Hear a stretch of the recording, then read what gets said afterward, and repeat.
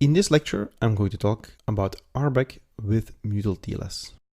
It's covering the authorization aspect of security with Istio. Now that we are using mutual TLS, we have strong identities.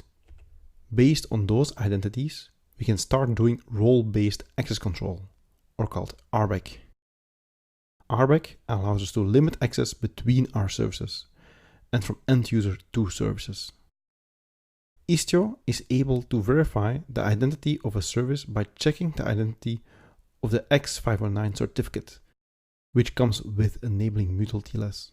So now that we have mutual TLS on, we have certificates, and when services communicate with each other, they are exchanging these certificates, and this identity, this name, is embedded in the certificate, so it cannot be faked or cannot be changed.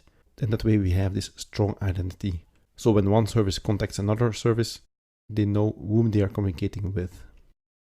For example, if you're going to use RBAC, service A can be contacted by B, but not by C. So by default, every service can contact each other. Now that we enable RBAC, we can say that service C cannot contact service A, but service B can. Also good to know, the identities capability in Istio is built using the SPIFFE standard, Secure Production Identity Framework for Everyone. That's another CNCF project.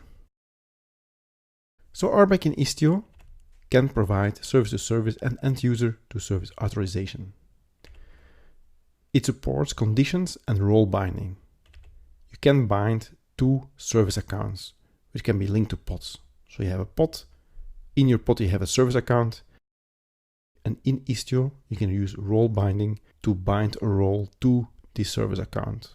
So it will be this service account that you need to access another service, for example. End user to service can, for example, let you create conditions on, for example, being authenticated using JWT. So you can put certain conditions to be able to access a service, and one of those conditions can be that the user contacting this service needs to be authenticated, and you can do this check based on JWT. So this would be something that often would be written in the application. Now this can be offloaded to Istio. It also has high performance as it's natively enforced on Envoy. Envoy is the sidecar proxy.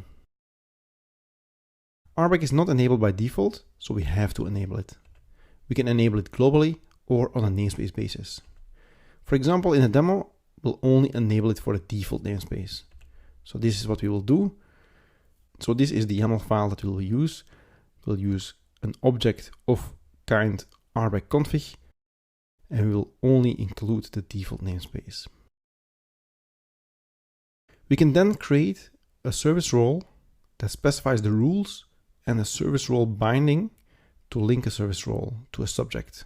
And a subject can be, for example, a Kubernetes service account. So let me explain you this with an example. Here is again our Hello World example, the first version. In this example, you could just log in to the world pod, and the world pod can also access the Hello pod. But that is not really necessary. The world pod only needs to access the world2 pod, which is going to return the exclamation marks.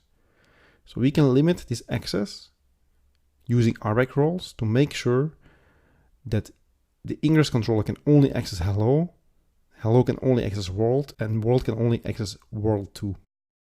And to do that, we need to use conditions.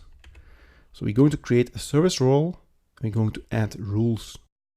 For example, we can say that everything that comes from Istio can only contact the service hello default SVC cluster local, and it can only use the methods get and head. So it can only use these HTTP methods.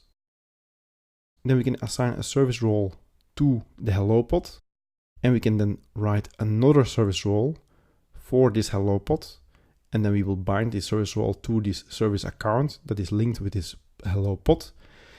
And this service role then says that we can only access the world service because the hello pod only needs to access the world service. And again, we're going to use the get and head method.